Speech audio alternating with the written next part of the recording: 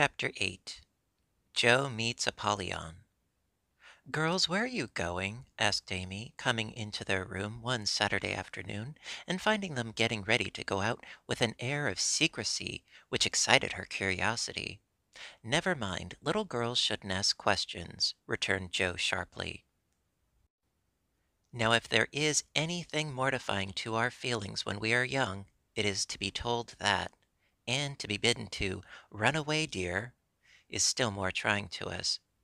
Amy bridled up at this insult, and determined to find out the secret if she teased for an hour. Turning to Meg, who never refused her anything very long, she said coaxingly, "Do tell me. I should think you might let me go too, for Beth is fussing over her piano, and I haven't gotten anything to do, and am so lonely."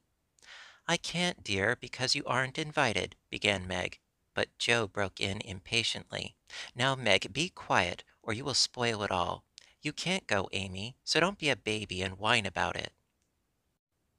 "You are going somewhere with Laurie. I know you are. You were whispering and laughing together on the sofa last night, and you stopped when I came in. Aren't you going with him?" "Yes, we are. Now do be still, and stop bothering." Amy held her tongue, but used her eyes, and saw Meg slip a fan into her pocket. I know, you're going to the theater to see the Seven Castles," she cried, adding resolutely, "and I shall go, for mother said I might see it, and I've got my rag money, and it was so mean not to tell me in time." "Just listen to me a minute, and be a good child," said Meg soothingly. "Mother doesn't wish you to go this week, because your eyes are not well enough yet to bear the light of this fairy peace.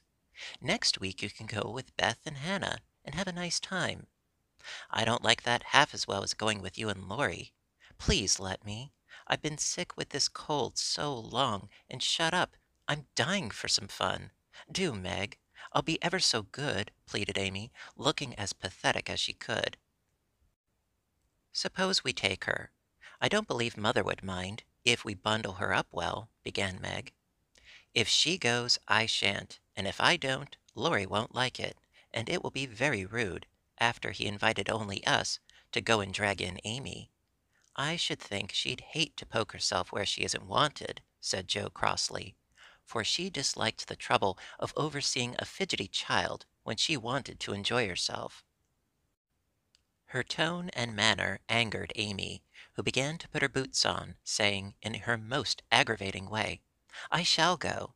Meg says I may, and if I pay for myself, Laurie hasn't anything to do with it." "You can't sit with us, for our seats are reserved, and you mustn't sit alone, so Laurie will give you his place, and that will spoil our pleasure. Or he'll get another seat for you, and that isn't proper when you aren't asked. You shan't stir a step, so you may just stay where you are," scolded Joe, crosser than ever, having just pricked her finger in her hurry. Sitting on the floor with one boot on, Amy began to cry, and Meg to reason with her, when Laurie called from below, and the two girls hurried down, leaving their sister wailing. For now and then she forgot her grown-up ways and acted like a spoiled child. Just as the party was setting out, Amy called over the banisters in a threatening tone, "You'll be sorry for this, Joe March. See if you ain't." "Fiddlesticks," returned Joe, slamming the door. They had a charming time, for the Seven Castles of the Diamond Lake was as brilliant and wonderful as heart could wish. But in spite of the comical red imps, sparkling elves, and the gorgeous princes and princesses, Joe's pleasure had a drop of bitterness in it. The Fairy Queen's yellow curls reminded her of Amy, and between the acts she amused herself with wondering what her sister would do to make her sorry for it. She and Amy had many lively skirmishes in the course of their lives, for both had quick tempers, and were apt to be violent when fairly roused. Amy teased Joe, and Joe irritated Amy, and semi-occasional explosions occurred, of which both were much ashamed afterward. Although the oldest, Joe had the least self-control, and had hard times trying to curb the fiery spirit which was continually getting her into trouble. Her anger never lasted long, and having humbly confessed her fault, she sincerely repented and tried to do better.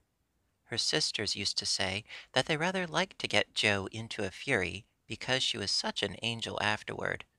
Poor Jo tried desperately to be good, but her bosom enemy was always ready to flame up and defeat her, and it took years of patient effort to subdue it. When they got home, they found Amy reading in the parlor. She assumed an injured air as they came in, never lifted her eyes from her book, or asked a single question. Perhaps curiosity might have conquered resentment if Beth had not been there to inquire and receive a glowing description of the play. On going up to put away her best hat, Joe's first look was toward the bureau, for in their last quarrel Amy had soothed her feelings by turning Joe's top drawer upside down on the floor. Everything was in its place, however, and after a hasty glance into her various closets, bags, and boxes, Joe decided that Amy had forgiven and forgotten her wrongs. There Joe was mistaken, for next day she made a discovery which produced a tempest.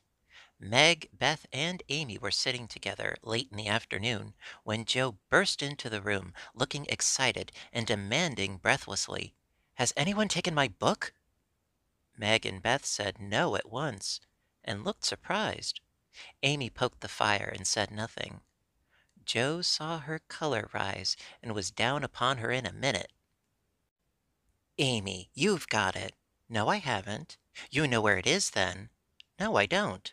"That's a fib," cried Joe, taking her by the shoulders, and looking fierce enough to frighten a much braver child than Amy. "It isn't. I haven't got it, don't know where it is now, and don't care." "You know something about it, and you'd better tell me at once, or I'll make you." And Joe gave her a slight shake. "Scold as much as you like. You'll never see your silly old book again," cried Amy, getting excited in her turn. "Why not?" "I burnt it up." "What? My little book I was so fond of and worked over and meant to finish before father got home? Have you really burnt it?" said Joe, turning very pale, while her eyes kindled and her hands clutched Amy nervously. "Yes, I did. I told you I'd make you pay for being so cross yesterday. And I have, so—" Amy got no farther, for Joe's hot temper mastered her, and she shook Amy till her teeth chattered in her head, crying in a passion of grief and anger, "You wicked, wicked girl! I never can write it again, and I'll never forgive you as long as I live." Meg flew to rescue Amy, and Beth to pacify Joe, but Joe was quite beside herself, and with a parting box on her sister's ear, she rushed out of the room up to the old sofa in the garret, and finished her fight alone. The storm cleared up below, for Mrs. March came home, and having heard the story, soon brought Amy to a sense of the wrong she had done to her sister. Joe's book was the pride of her heart, and was regarded by her family as a literary sprout of great promise. It was only half a dozen little fairy tales, but Joe had worked over them patiently, putting her whole heart into her work, hoping to make something good enough to print. She had just copied them with great care, and had destroyed the old manuscript, so that Amy's bonfire had consumed the loving work of several years. It seemed a small loss to others, but to Joe it was a dreadful calamity, and she felt that it could never be made up to her. Beth mourned as for a departed kitten, and Meg refused to defend her pet. Mrs. March looked grave and grieved, and Amy felt that no one would love her till she had asked pardon for the act which she now regretted more than any of them. When the tea bell rang, Joe appeared, looking so grim and unapproachable that it took all Amy's courage to say meekly, "Please forgive me, Joe. I'm very, very sorry." "I shall never forgive you," was Joe's stern answer, and from that moment she ignored Amy entirely. No one spoke of the great trouble, not even Mrs. March, for all had learned by experience that when Joe was in that mood, words were wasted, and the wisest course was to wait until some little accident or her own generous nature softened Joe's resentment and healed the breach. It was not a happy evening, for though they sewed as usual, while their mother read aloud from Bremer, Scott, or Edgeworth, something was wanting, and the sweet home peace was disturbed. They felt this most when singing time came, for Beth could only play. Joe stood dumb as a stone, and Amy broke down, so Meg and Mother sang alone.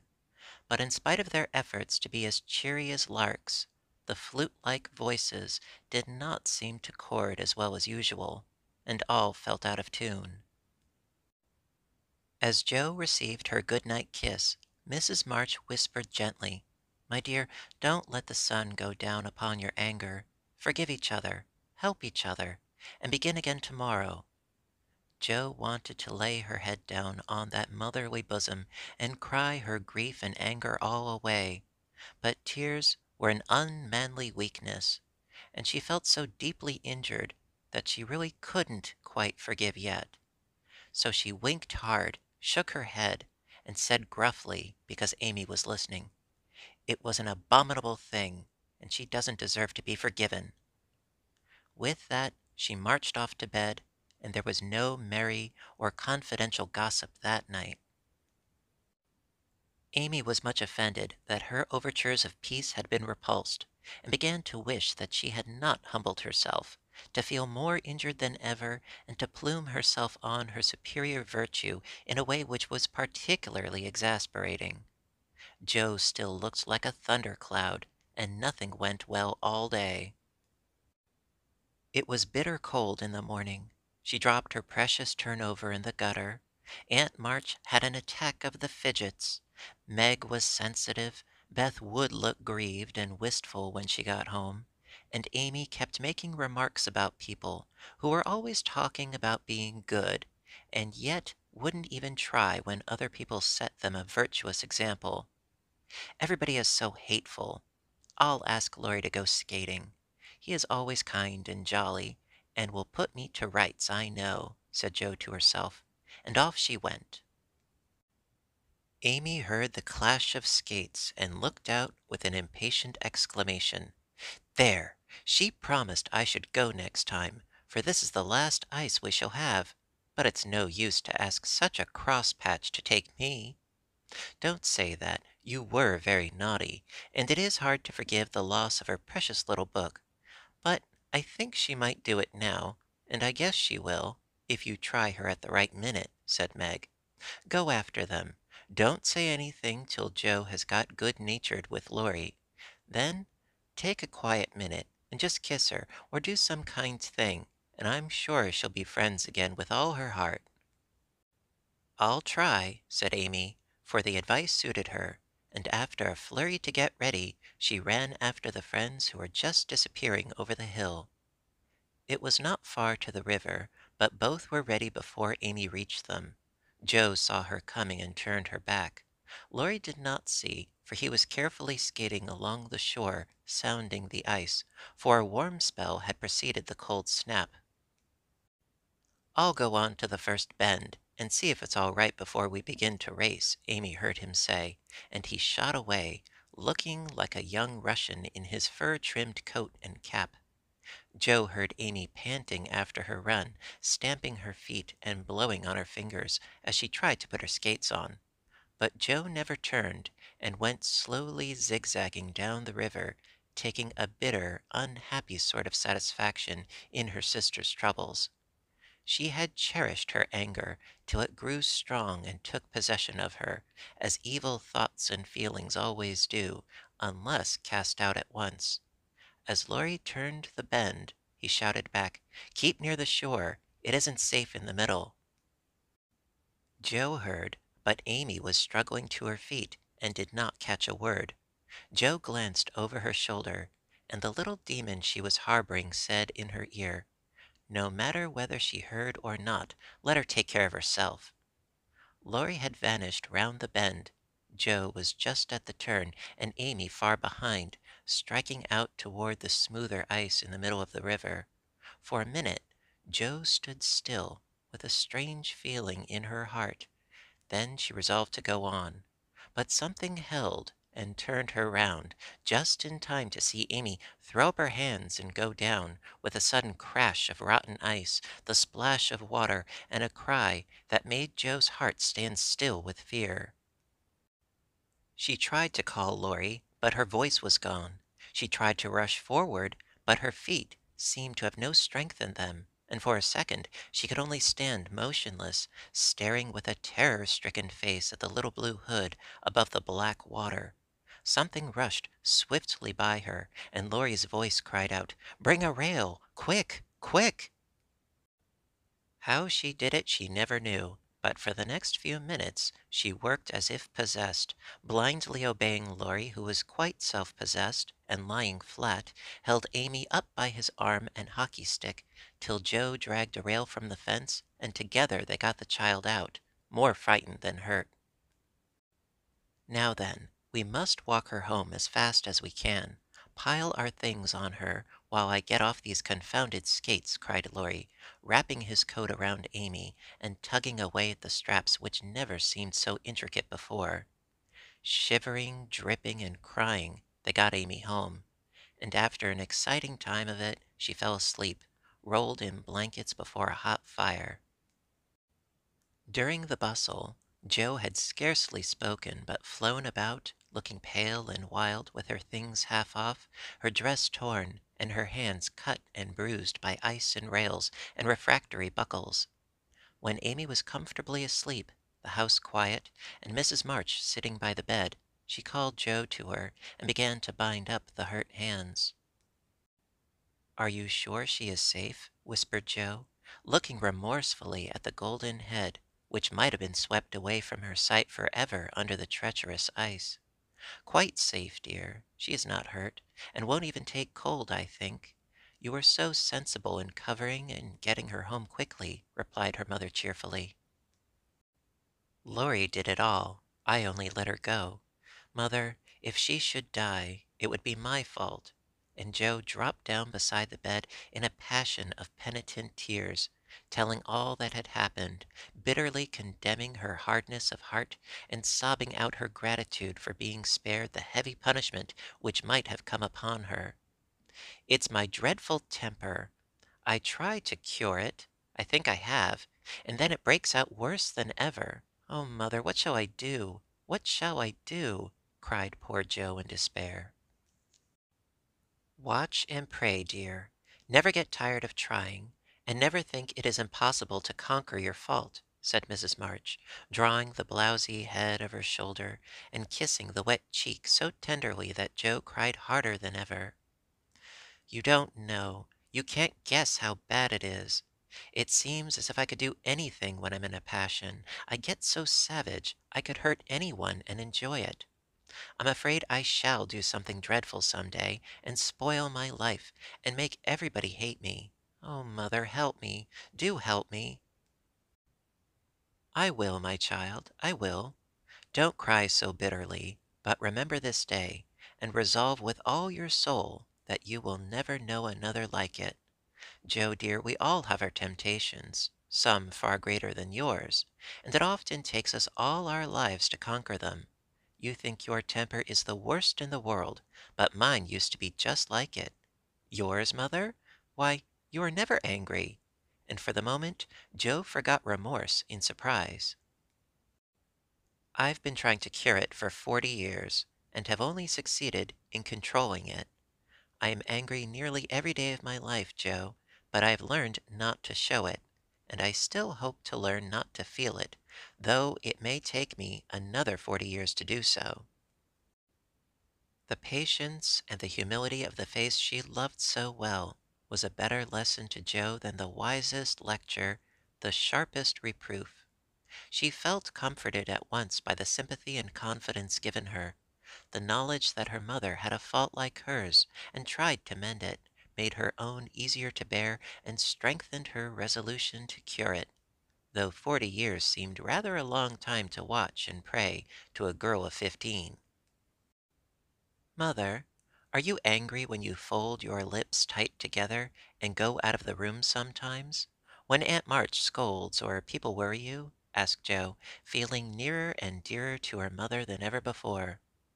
Yes, I've learned to check the hasty words that rise to my lips, and when I feel that they mean to break out against my will, I just go away for a minute and give myself a little shake for being so weak and wicked, answered Mrs. March with a sigh and a smile as she smoothed and fastened up Joe's disheveled hair. How did you learn to keep still? That is what troubles me, for the sharp words fly out before I know what I'm about. And the more I say, the worse I get, till it's a pleasure to hurt people's feelings and say dreadful things. Tell me how you do it, Marmee dear. My good mother used to help me, as you do us, interrupted Joe with a grateful kiss. But I lost her when I was a little older than you are, and for years had to struggle on alone, for I was too proud to confess my weakness to anyone else. I had a hard time, Joe, and shed a good many bitter tears over my failures, for in spite of my efforts, I never seemed to get on. Then your father came, and I was so happy that I found it easy to be good. But by and by, when I had 4 little daughters round me, and we were poor, then the old trouble began again, for I am not patient by nature, and it tried me very much to see my children wanting anything. Poor mother! What helped you then? Your father, Joe. He never loses patience, never doubts or complains, but always hopes, and works and waits so cheerfully that one is ashamed to do otherwise before him. He helped and comforted me, and showed me that I must try to practice all the virtues I would have my little girls possess, for I was their example. It was easier to try for your sakes than for my own. A startled or surprised look from one of you when I spoke sharply rebuked me more than any words could have done, and the love, respect, and confidence of my children was the sweetest reward I could receive for my efforts to be the woman I would have them copy. Oh, mother, if I'm ever half as good as you, I shall be satisfied, cried Joe, much touched. I hope you will be a great deal better, dear, but you must keep watch over your bosom enemy, as father calls it, or it may sadden, if not spoil, your life. You have had a warning, remember it, and try with heart and soul to master this quick temper before it brings you greater sorrow and regret than you have known today. I will try, mother, I truly will, but you must help me, remind me, and keep me from flying out. I used to see father sometimes put his finger on his lips, and look at you with a very kind but sober face, and you always folded your lips tight and went away. Was he reminding you then? Asked Joe softly. Yes, I asked him to help me so, and he never forgot it, but saved me from many a sharp word by that little gesture and kind look. Joe saw that her mother's eyes filled, and her lips trembled as she spoke, and fearing that she had said too much, she whispered anxiously, Was it wrong to watch you and speak of it? I didn't mean to be rude, but it's so comfortable to say all I think to you, and feel so safe and happy here. My Joe, you may say anything to your mother, for it is my greatest happiness and pride to feel that my girls confide in me and know how much I love them. I thought I'd grieved you. No, dear, but speaking of father reminded me how much I miss him, how much I owe him, and how faithfully I should watch and work to keep his little daughters safe and good for him. Yet you told him to go, mother, and didn't cry when he went, and never complain now, or seem as if you needed any help, said Joe, wondering. I gave my best to the country I love, and kept my tears till he was gone. Why should I complain, when we both have merely done our duty, and will surely be the happier for it in the end? If I don't seem to need help, it is because I have a better friend even than father to comfort and sustain me. My child, the troubles and temptations of your life are beginning and may be many, but you can overcome and outlive them all if you learn to feel the strength and tenderness of your heavenly Father as you do that of your earthly one. The more you love and trust him, the nearer you will feel to him, and the less you will depend on human power and wisdom. His love and care never tire or change, can never be taken from you, but may become the source of lifelong peace, happiness, and strength. Believe this heartily, and go to God with all your little cares and hopes and sins and sorrows as freely and confidingly as you come to your mother. Joe's only answer was to hold her mother close, and in the silence which followed, the sincerest prayer that she had ever prayed left her heart without words. For in that sad yet happy hour she had learned not only the bitterness of remorse and despair, but the sweetness of self-denial and self-control, and led by her mother's hand, she had drawn nearer to the Friend who always welcomes every child with the love stronger than that of any father, tenderer than that of any mother. Amy stirred and sighed in her sleep, and as if eager to begin at once to mend her fault, Joe looked up with an expression on her face which it had never worn before. I let the sun go down on my anger. I wouldn't forgive her, and today, if it hadn't been for Laurie, it might have been too late. How could I be so wicked? Said Joe, half aloud, as she leaned over her sister softly, stroking the wet hair scattered on the pillow. As if she heard, Amy opened her eyes and held out her arms with a smile that went straight to Joe's heart. Neither said a word, but they hugged one another close, in spite of the blankets, and everything was forgiven and forgotten in one hearty kiss.